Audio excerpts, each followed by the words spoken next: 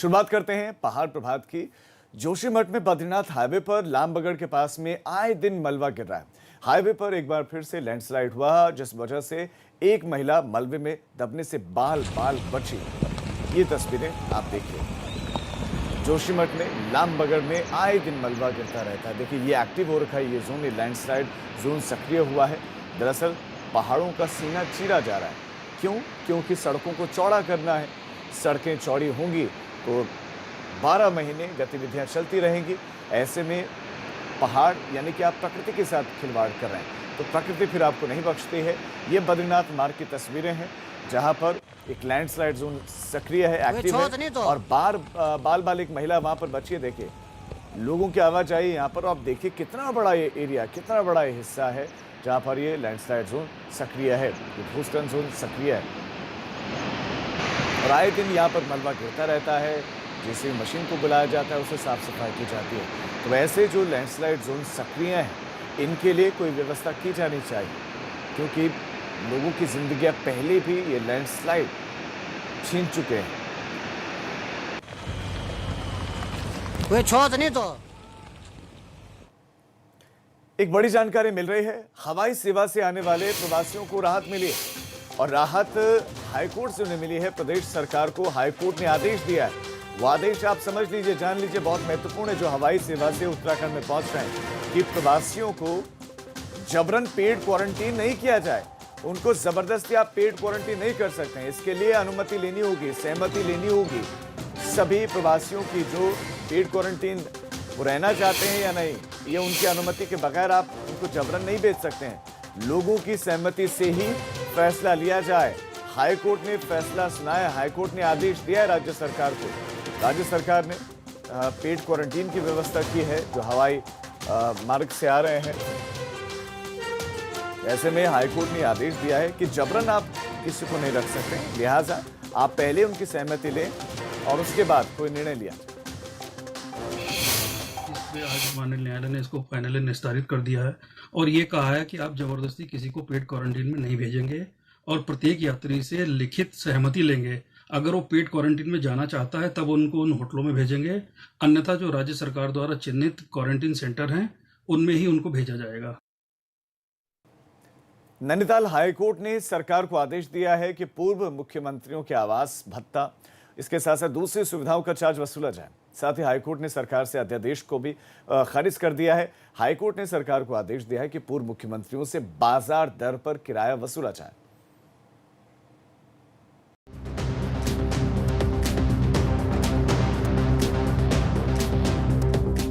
Uttarakhand high court से प्रदेश सरकार को करारा झटका लगा है। हाईकोर्ट ने पूर्व मुख्यमंत्रियों को सुविधा देने वाले एक्ट को असंवैधानिक घोषित कर दिया है। हाईकोर्ट ने इसे संविधान के अनुच्छेद 14 का उल्लंघन माना है, लिहाजा इस एक्ट को निरस्त कर दिया गया है।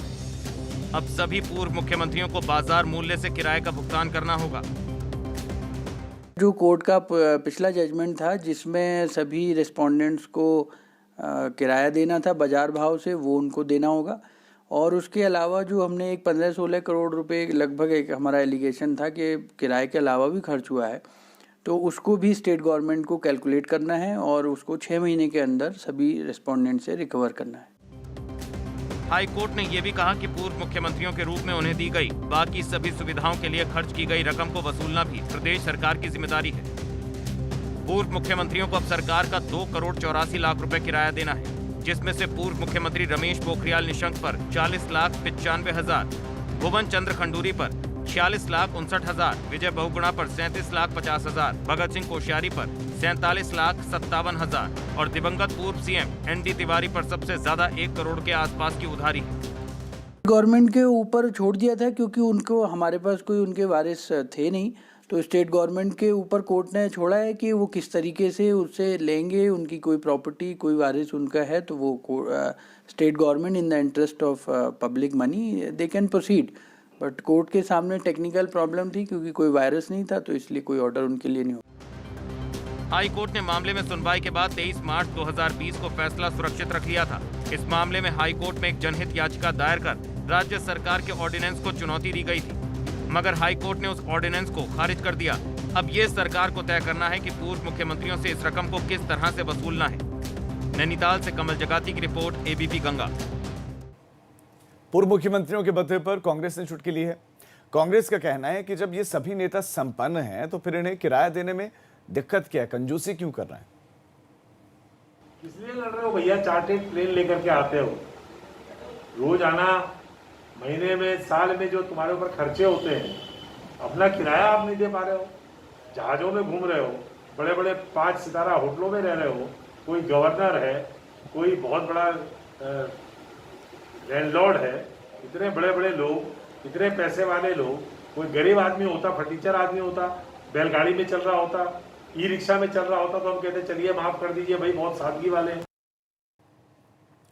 कोरोना महामारी के दौरान एक तरफ सरकार सोशल डिस्टेंसिंग का पालन करवाने की नसीहत दे रही है, तो वहीं बीजेपी प्रदेश अध्यक्ष बंशीधर भगत खुद ही सोशल डिस्टेंसिंग के दर्जन लगाते हुए नजर आए। मामला रामनगर के काराढूंगी का है। दरअसल चूनाखाल गांव में एक बच्चे को गुलदार ने निवाला बना दिया था और इसी को लेकर बीजेपी प्रदेश अध्यक्ष बंशीधर भगत ग्रामीणों से मिलने के लिए पहुंचे थे, मगर प्रदेश अध्यक्ष के सामने ही सोशल डिस्टेंसिंग का जमकर उल्लंघन हुआ। इस दौरान ग्रामीणों के साथ बीजेपी प्रदेश अध्यक्ष बंशीधर भगत की नोकझोंक भी। ग्रामीणों की मांग थी कि गांव में सोलर लाइट लगवाए जाए ताकि गांव में उजाला रह सके। इसी बात से बीजेपी के प्रदेश अध्यक्ष नाराज हो गए और ग्रामीणों के साथ उनकी नोकझोंक हो गई। बंशीधर भगत ने सतपाल महाराज से भी सीख नहीं ली। अब एक सवाल ये भी है, सवाल ये है कि क्या महामारी अधिनियम एक्ट के उल्लंघन के तहत बीजेपी प्रदेश अध्यक्ष और साथ साथ इन लोगों पर भी, क्योंकि ये इनकी भी जिम्मेदारी थी कि वो सोशल डिस्टेंसिंग का पालन करें, मुकदमा दर्ज होगा। आप लोगों ने हवा नहीं लगने दी इसकी किसी को, लोग आते जाते रहे, पत्रकार भी आते रहे, आप भी आते रहे, ये कैसे हो? नहीं, हवा के लिए हमने क्या यहाँ पंखा लगाना था क्या? बाहर जो लोग थे पत्रकार, उन्होंने पढ़ा होगा तो उन्होंने खुद ही नहीं आना चाहिए था। हमको नहीं पता हमको हमारे साथ कौन बैठा हुआ है, क्या पता कल हमको हो जाए तो हम तो 50 जगह जा रहे हैं, तो इसका मतलब हम अपराधी हो गए, हमें तो पता ही नहीं है। तो ऐसे ही सतपाल महाराज के यहाँ कौन आया, उसको क्या था, उनको पता नहीं था, तो ये तो बाद में जानकारी है। उनके घर पर जो लोग आए थे उनके माथे पे नहीं लिखा था कि इनको कोरोना है, तो उनको पता नहीं था, वो आ गए, तो अब इसके कारण से उनको इस तरह से कहना ये तो गलत है।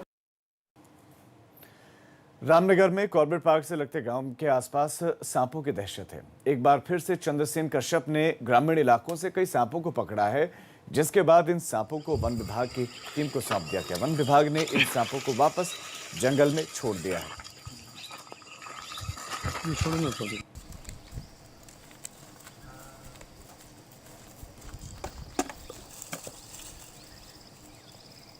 फोटो वीडियो दोनों आ रही।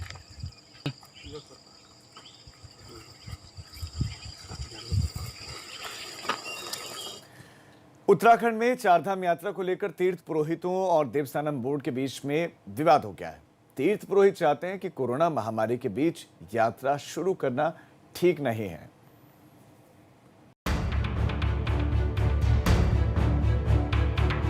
खाली पड़े भगवान के मंदिर के द्वार अपने भक्तों के आने का इंतजार कर रहे हैं, मगर कोरोना ने ऐसी दहशत फैलाई है कि भक्त चाहकर भी भगवान के दर पर नहीं आ पा रहे हैं। उत्तराखंड के चारधाम गंगोत्री, यमुनोत्री, बद्रीनाथ और केदारनाथ के कपाट तो खुल गए, मगर चारधाम यात्रा अभी तक शुरू नहीं हो पाई है। इसी बीच तीर्थ पुरोहितों और स्वस्थानम बोर्ड के बीच ही ठनी हुई है।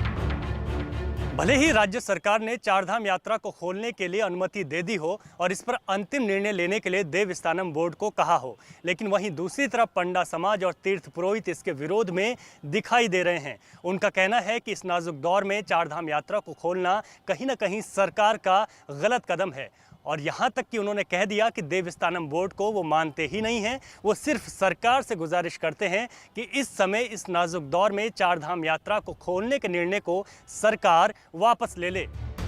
तीर्थ पुरोहित स्वस्थानम बोर्ड के खिलाफ हैं, लिहाजा वो उसके किसी भी फैसले को मानने को तैयार नहीं है। तीर्थ पुरोहित मांग कर रहे हैं कि फिलहाल चारधाम यात्रा शुरू नहीं होनी चाहिए।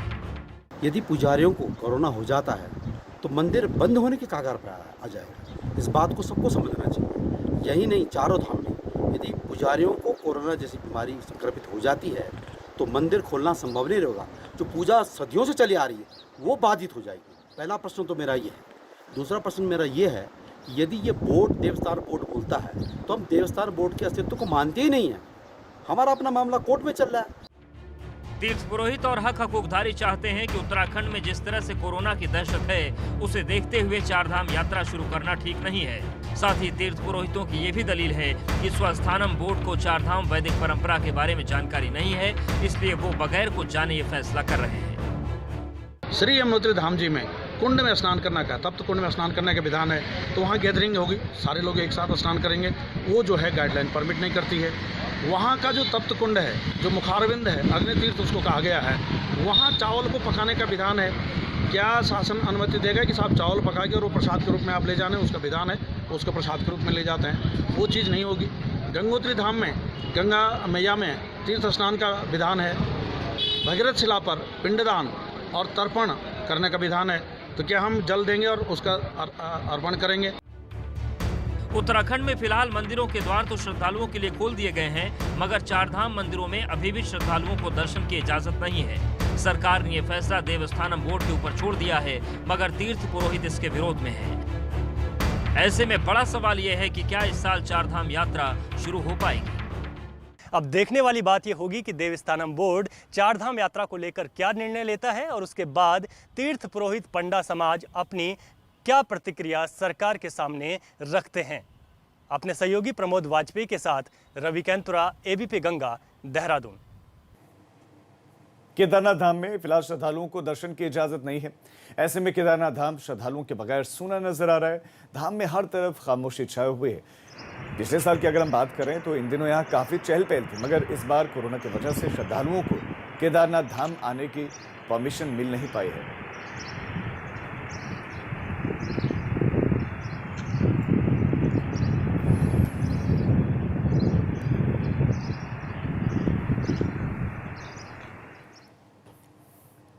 टिहरी जिले में कोरोना के मामले तेजी से बढ़ रहे हैं। 24 घंटे के भीतर कोरोना के 68 नए मामले सामने आए और इनमें वो लोग शामिल हैं जो महाराष्ट्र से लौटे थे। डीएम आपदा कंट्रोल रूम से पूरे जिले की मॉनिटरिंग कर रहे हैं। नए कोरोना पॉजिटिव लोगों की कॉन्टैक्ट हिस्ट्री खंगाली जा रही है कि किन किन के कॉन्टैक्ट में ये आए थे।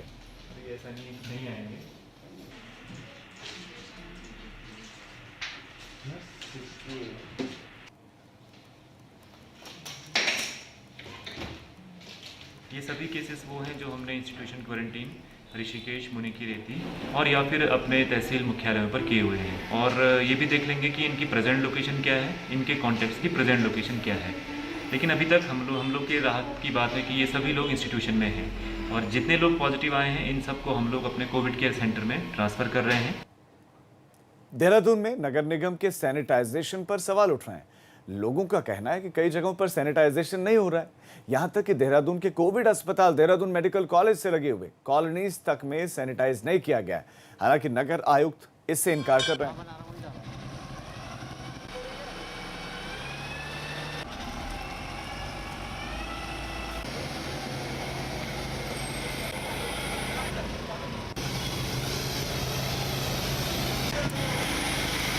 तो आपको बता दें कि शनिवार और रविवार के दिन सैनिटाइजेशन के लिए देहरादून को बंद रखा गया था और सैनिटाइज किया गया था, लेकिन अब लोगों ने सवाल उठा दिए हैं। लोग ये कह रहे हैं कि बहुत जगह पर सैनिटाइजेशन हुआ ही नहीं है। कुछ जगहों पर बाहर सैनिटाइज किया गया है और मुख्य जगहों पर सैनिटाइज किया ही नहीं गया। ये लून हॉस्पिटल के पास है और हमारे शॉप के पास ही जो थर्मल स्क्रीनिंग और सारे कोरोना के मरीज आ रहे हैं और हमारा एरिया जो कि लून हॉस्पिटल के इतने पास है, उसके बावजूद भी हमारे एरिया को सैनिटाइज़ नहीं किया गया है। और बहुत सारे एरिया हैं जहां मैंने देखा है कि उसको सैनिटाइज़ किया गया। ये तर्क तो बहुत उचित मुझे नहीं लगता है। जब हमारी 56 ट्रैक्टर ट्रॉलियों पर जिसकी 3000 लीटर की क्षमता होती है, पुलिस की 4 बड़ी फायर ब्रिगेड लगी हुई थी, तो वीआईपी इलाका तो बहुत छोटा है, वो तो आधे घंटे में निपट सकता है। ऐसा नहीं है, उसको काफ़ी हद तक हम लोगों ने कवर किया था।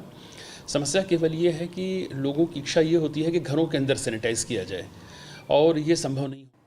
काशीपुर में सैनिटाइजेशन करते समय बड़ी लापरवाही बरती जा रही है। आलम यह है कि राहगीरों तक के ऊपर स्प्रे कर दिया जा रहा है, साथ ही सब्जियों पर भी छिड़काव किया जा रहा है। हैरानी हो रही है कि मेयर इस बात से इनकार कर रहे हैं, साथ ही उन्होंने कार्रवाई का भरोसा दिया है।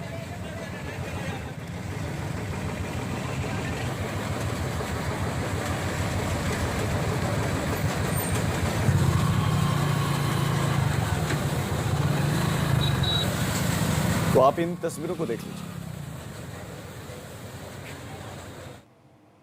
जहाँ तक नगर निगम से निर्देश उनको दिए गए हैं वो यही निर्देश दिए गए हैं कि सड़क पर दोनों तरफ यदि गाड़ी में चलते हैं तो सड़क पर उसको डाला जाए, सब्जियों या ठेलों पर या किसी विशेष व्यक्ति या व्यक्तियों पर न डाला जाए।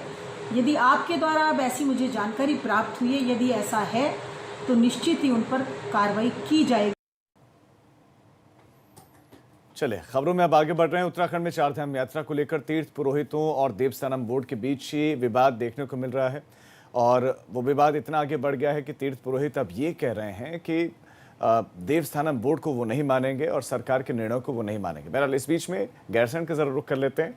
गैरसैंण में ग्रीष्मकालीन राजधानी बनाने को लेकर प्रदेश सरकार कांग्रेस के निशाने पर आ गई। अल्मोड़ा के दौरे पर पहुंचे पूर्व विधानसभा अध्यक्ष गोविंद सिंह कुंजवाल ने कहा कि पहले सरकार ये बताए कि सूबे की स्थायी राजधानी कहां है। कुछ नहीं, 175 करोड़ रुपए के आसपास पूरा आरोप है ग्रीष्मकालीन राजधानी बना करके। उत्तराखंड की जनता के साथ, पर्वतीय राज्य की जनता के साथ बहुत बड़ा अन्याय है और मुझे तो इस बात का बहुत बड़ा कष्ट है कि लगभग 20 साल इस राज्य को बने हो रहे हैं। अस्थायी की राजधानी की घोषणा करते हैं तो साथ में उन्होंने ये भी बताना चाहिए था कि इस प्रदेश की स्थायी राजधानी कहाँ होगी। इसलिए मेरा ये मानना है जो निर्णय उन्होंने ग्रीष्मकालीन बना करके किया है उसको बहुत गंभीरता से ये पर्वतीय राज्य की जनता ले रही है और भविष्य में इसका बहुत बड़ा राजनीतिक गलत परिणाम जो है भारतीय जनता पार्टी के लिए होंगे।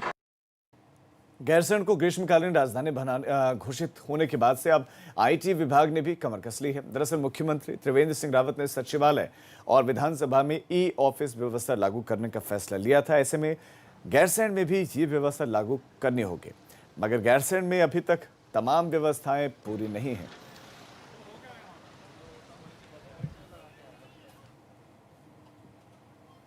ई ऑफिस कई सेक्शंस में प्रायोरिटी बेसिस पे हमने 31 सेक्शंस में लिया है। 31 सेक्शन में फिर उसका जिसका कि विस्तार बाकी अन्य ये पूरे सचिवालय में किया जाएगा। इसके साथ साथ कई विभागाध्यक्ष के स्तर पर भी ट्रेनिंग दी गई है। ITDA इसके लिए कर रही है, NIC के साथ साथ मिल के कर रही है। तो विभागाध्यक्ष हो जाएंगे तो सारा का सारा हमारा प्रोसेस ऑनलाइन हो जाएगा और इससे क्या होता है, टेक्नोलॉजी एक ऐसी चीज़ है कि जो ट्रांसपेरेंट होती है। कोरोना लॉकडाउन में प्रदेश सरकार ने विधायकों के वेतन में कटौती का फैसला लिया था। विधानसभा अध्यक्ष का कहना है कि ज्यादातर विधायकों का वेतन काटा जा चुका है, मगर अभी भी कुछ विधायक बाकी हैं जिनका वेतन कटना बाकी है। भारतीय जनता पार्टी के सभी माननीय विधायकों के सहमति पत्र हमें प्राप्त हो गए हैं और इस जो आज जब मैं आपसे बात कर रहा हूँ तो मान के चलिए हम उनके वेतन से कटौती भी शुरू कर दी है। उनके जिस तरह से सहमति आई उस तरह से हम उनके वेतन से हम कटौती कर रहे हैं और उम्मीद कर रहा हूँ जो शेष हमारे अन्य माननीय विधायक हैं वो भी इस प्रकार का सहमति पत्र देंगे। अब एक छोटे से ब्रेक के लिए हम रुक रहे हैं, फौरन लौट रहे हैं।